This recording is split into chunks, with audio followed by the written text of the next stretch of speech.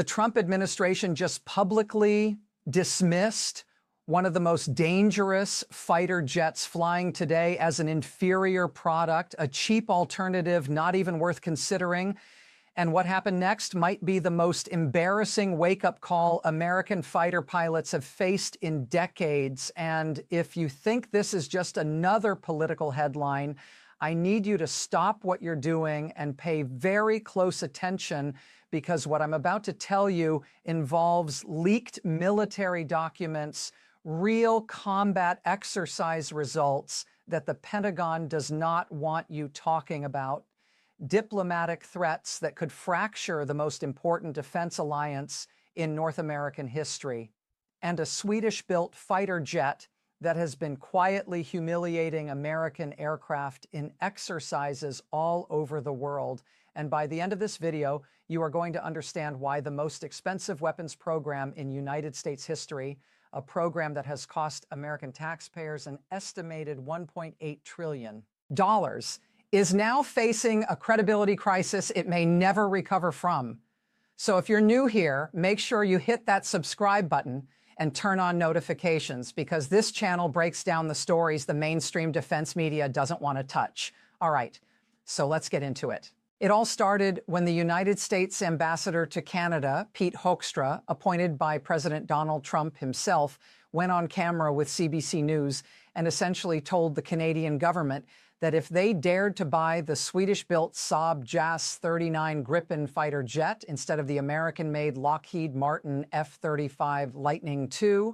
there would be consequences, serious consequences, and I'm not paraphrasing here because Ambassador Hoekstra specifically warned that NORAD, the North American Aerospace Defense Command, the joint military command that has protected the entire continent since the Cold War, would have to be, and I quote, altered. And he went further, saying that the United States would need to purchase more F-35s for its own Air Force and would fly them more often into Canadian airspace to address threats, essentially telling a sovereign allied nation that if they chose a different airplane, America would take over their skies. And that is an extraordinary statement. From a sitting United States ambassador to one of America's closest allies, a country that has fought alongside the United States in virtually every major conflict for over a century. Now, here is where this story gets really interesting, and where the so-called inferior product starts to tell a very different story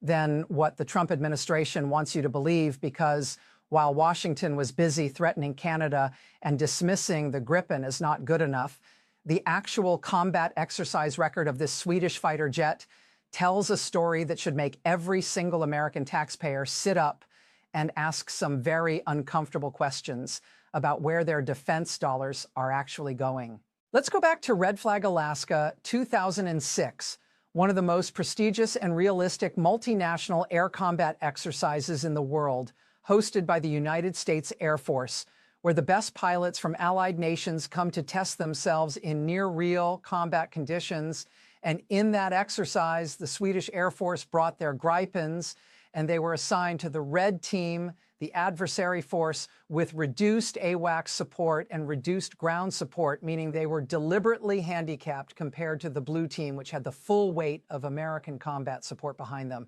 And what happened next stunned the American pilots, because according to former Swedish Air Force flight engineer Stefan Englund, who actually participated in these exercises, the Gripens connected their own link systems and essentially turned themselves into their own airborne early warning network.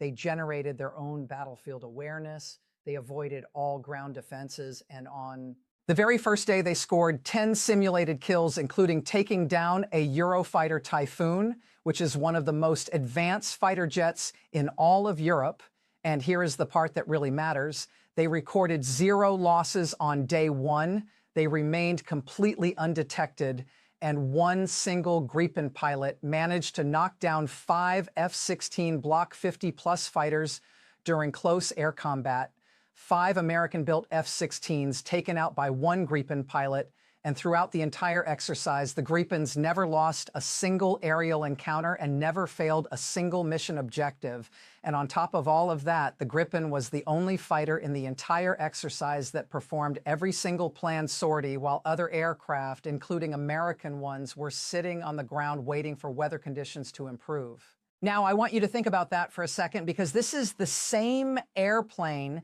that the Trump administration is calling an inferior product. This is the same fighter jet that Ambassador Hoekstra essentially said was not worthy of protecting North American airspace. And yet, in a United States Air Force hosted exercise, it dominated the battlefield against American-built aircraft. And that exercise was not some one-time fluke either, because the record goes deeper.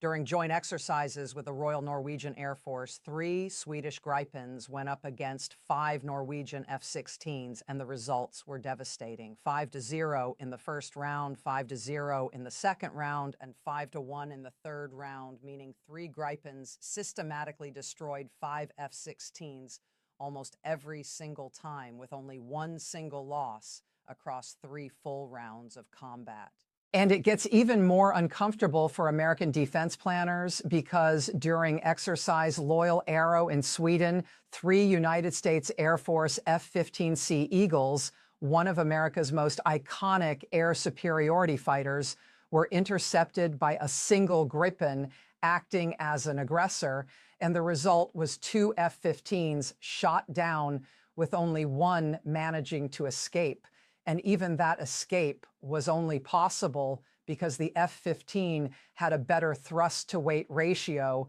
that allowed it to simply run away from the engagement. And to be fair, the Gripen was operating in its home territory during that exercise, but the point stands. A single 4th-generation Swedish fighter took on 3 of America's premier air superiority jets and walked away having killed 2 of them. And then there is Falcon Strike 2015 in Thailand, where the Royal Thai Air Force was flying Gripens against Chinese People's Liberation Army Air Force Su-27 flankers.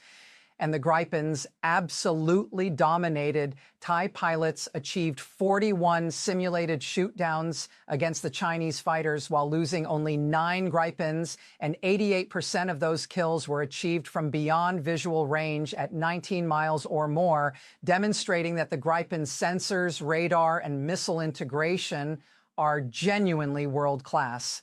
Now, you might be asking yourself, okay, so the Gripen does well in exercises, but exercises are not real combat, and that is a fair point.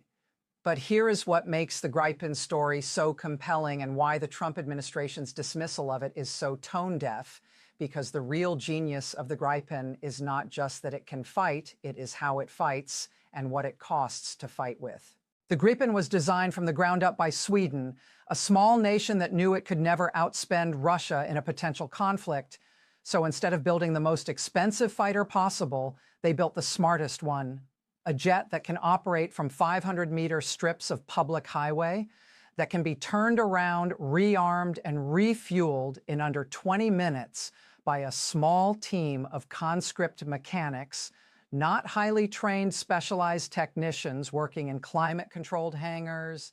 actual conscripts with basic training. And this is not theoretical, because the Swedish military has practiced dispersed highway operations for decades as part of their Base 90 system, which spreads aircraft across the entire country to avoid having them destroyed on the ground in a first strike. Now compare that to the F-35, which requires specialized climate-controlled facilities, highly trained maintenance crews, extended maintenance windows, and has historically struggled with readiness rates that have frustrated Pentagon officials for years. And by readiness, I mean the percentage of the fleet that is actually ready to fly on any given day. And this is where the cost numbers become absolutely staggering, because while the exact figures are debated, published estimates put the Gripen's cost per flight hour somewhere between $4,700 and roughly $8,000 to $10,000, depending on the source and what costs are included,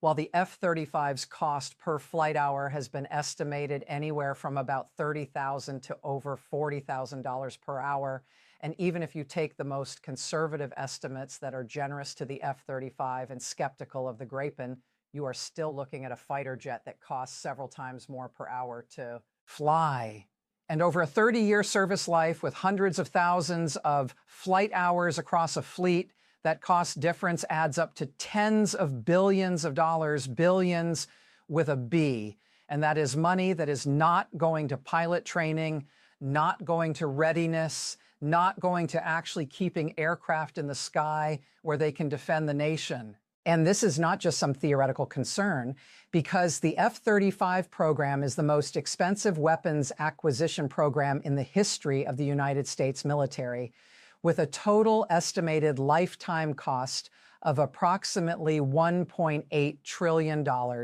And even President Trump himself has had a complicated relationship with the program, because back when he was first running for president, he called the F-35's cost quote out of control and even asked Boeing to price out a comparable F-18 Super Hornet as an alternative. And then in May of 2025, during a roundtable in Doha, Qatar,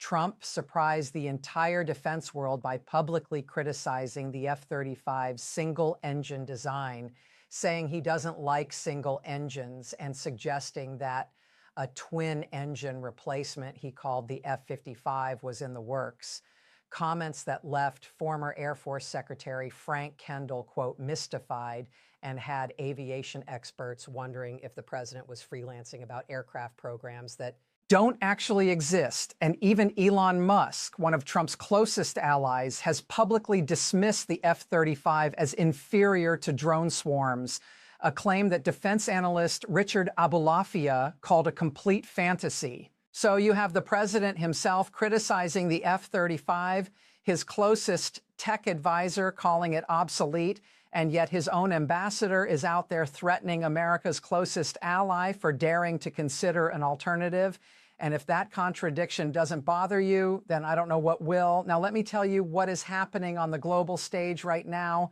because this story is not just about Canada. It is about a seismic shift in how America's allies view their relationship with Washington and with American defense contractors, because the Trump administration's aggressive trade policies and confrontational diplomacy have created an environment where countries that have been loyal American allies for decades are now openly questioning whether they can depend on the United States as a reliable defense partner. Spain and Portugal both canceled their F-35 orders after the United States levied tariffs against their countries. Switzerland downgraded its original 36-unit F-35 order because the initial cost estimates turned out to be too low. And Denmark, which already operates the F-35 as its only fighter jet, has members of parliament publicly expressing second thoughts, with the head of the Danish Parliament's Defense Committee, Rasmus Jarlov, telling Canadian media to, quote, choose another fighter jet. And Jarlov's reasoning was chilling because he pointed out that the F-35s are in for repairs about half the time,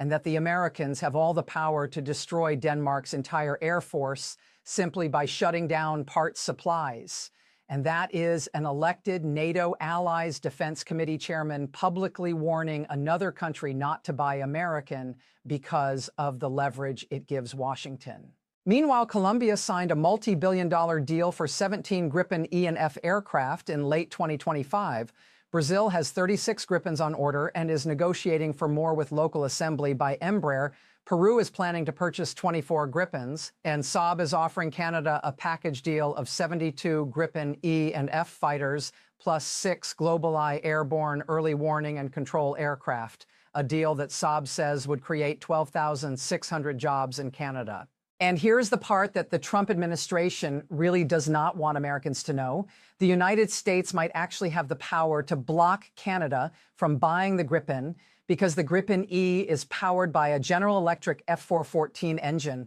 an American-made engine, which means Washington could potentially use export controls to veto the sale.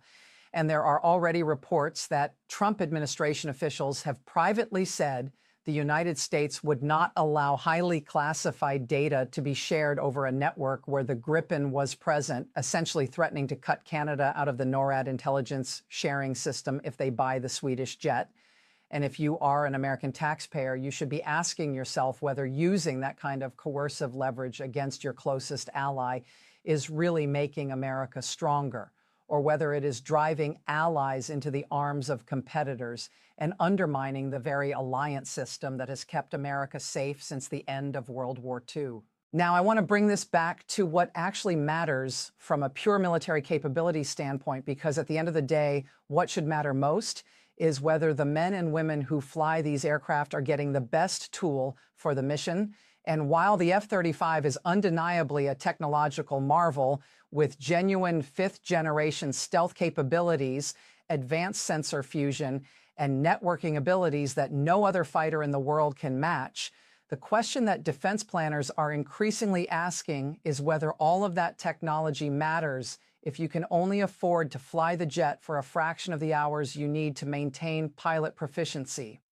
If your readiness rates mean that half your fleet is grounded on any given day, and if the entire program creates a dependency on a single country that has shown it is willing to weaponize that dependency for political purposes, and the Gripen's answer to those questions is a fighter that may not be invisible to radar, but that can fly 3 to 4 times more hours for the same budget, that can operate from a frozen highway in the Arctic, that can be maintained by small teams with modest training, that integrates NATO standard Link 16 data links and carries the Meteor Beyond Visual Range missile, which is arguably the most capable air-to-air missile in the Western arsenal, and that has proven in exercise after exercise that it can go toe-to-toe with fighters that cost dramatically more and come out on top. Now, I'm not here to tell you that the Gripen is better than the F-35 in every scenario, because it's not. The F-35 has capabilities that the Gripen simply cannot match, particularly in the realm of stealth and sensor fusion and the ability to penetrate advanced integrated air defense systems. But what I am telling you is that calling the Gripen an inferior product is not just wrong, it is dangerously arrogant. And it is the kind of arrogance that gets people hurt, because when you dismiss a threat or a competitor without understanding what makes them effective, you are setting yourself up for exactly the kind of rude awakening that American pilots experienced at Red Flag, Alaska, when a supposedly inferior Swedish fighter jet flew circles around aircraft that cost many times more. And if you have found this breakdown valuable and you want to see more deep dives into the stories that actually matter in the world of defense and geopolitics, then do me a favor right now and smash that like button, because it genuinely helps this channel reach more people who deserve to hear the full story, not just the version that defense lobbyists and politicians want you to hear. Let me leave you with one final thought, because there is a bigger picture here that goes beyond any single fighter jet, and it is this. For decades, the United States built its global influence not just through military power, but through the trust of its allies, through the idea that being America's partner meant you were protected and respected. And what we are watching right now in real time is that trust being eroded not by America's enemies, but by America's own government. And when a 72% majority of Canadians now support incorporating the Gripen into their Air Force, according to polling by Ecos Politics, when NATO allies from Denmark to Spain are reconsidering their dependence on American hardware, when defense experts like Margaret Kosal, a former Defense Department official and associate professor at Georgia Tech, describes the uneasiness over the F-35 as a potential canary in the coal mine, signaling a lack of confidence in the United States that should concern every single American, regardless of where you fall on the political spectrum, because the strength of American defense has never been about any single airplane. It has been about the network of alliances and partnerships that multiply American power across the globe. And if we lose that network because we were too arrogant to respect a Swedish fighter jet and too aggressive to treat our allies as equals, then it doesn't matter how many F-35s we build because we will be flying them alone. And that is a future that nobody should want. Thank you for watching. I'm going to keep covering this story as it develops because the Canada fighter jet decision could come at any time and the implications are massive. So if you haven't subscribed yet, now is the time. Hit subscribe, hit that notification bell, and I will see you in the next one.